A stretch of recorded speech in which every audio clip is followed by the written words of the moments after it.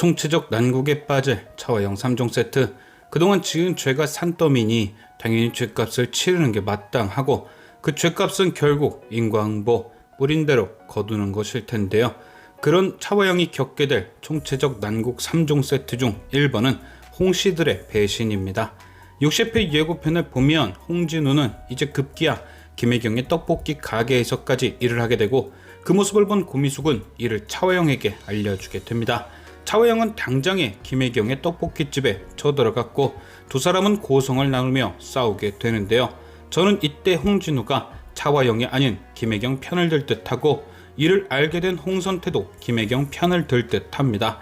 사실 지금까지 사돈 얼굴을 알아보지도 못하고 썸을 타는 게 웃기기만 했는데, 드디어 김혜경이 사돈인 걸 알게 된 홍선태가 미안한 마음에 더욱 김혜경 편을 들어주는 거죠.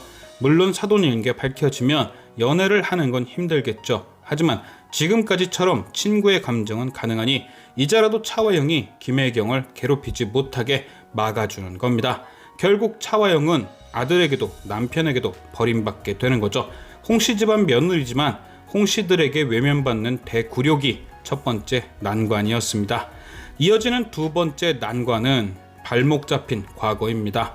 오늘 59회에서 고미숙은 마음이 심란한 차화영을 집으로 불러 마시면 영혼이 들락날락한다는 100년 묵은 술을 대접했습니다. 그런데 즐겁게 술을 마시던 고미숙이 갑자기 쓰러졌다 일어나며 딴 사람의 빙의 된 듯 행동했는데요. 그 사람은 바로 차화영의 배신으로 인해 운명을 달리한 고미숙의 남편 강인한이었습니다. 고미숙은 갑자기 차화영의 목을 조르며 자신이 강인한이라는 듯 차화영에게 저주를 퍼부었는데요. 고미숙은 차화영에게 강인한의 남편임을 들킬 수도 있는 상황에서 도대체 왜 이런 걸까요? 저는 드디어 시작될 복수를 앞두고 고미숙이 차화영에게 두려움을 심어준 듯합니다.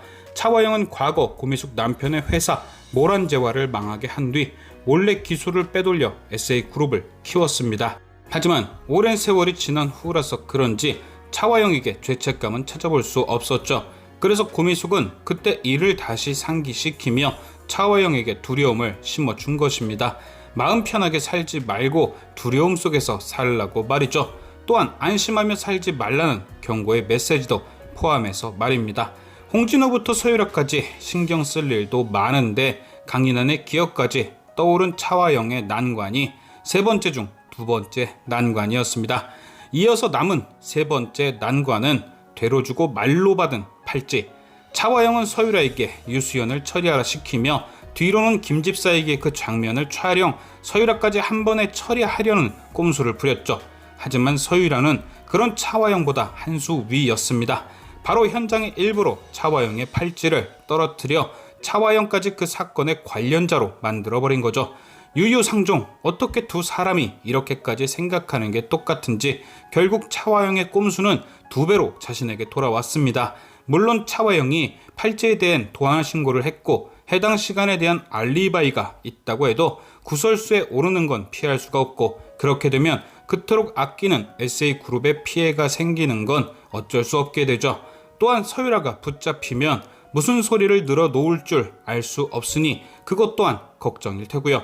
과연 차화영은 이 난관 3종 세트를 어떻게 피해갈 것인지, 지금까지 시청해주신 여러분께 감사드리며 저는 또 다른 리뷰로 돌아오겠습니다.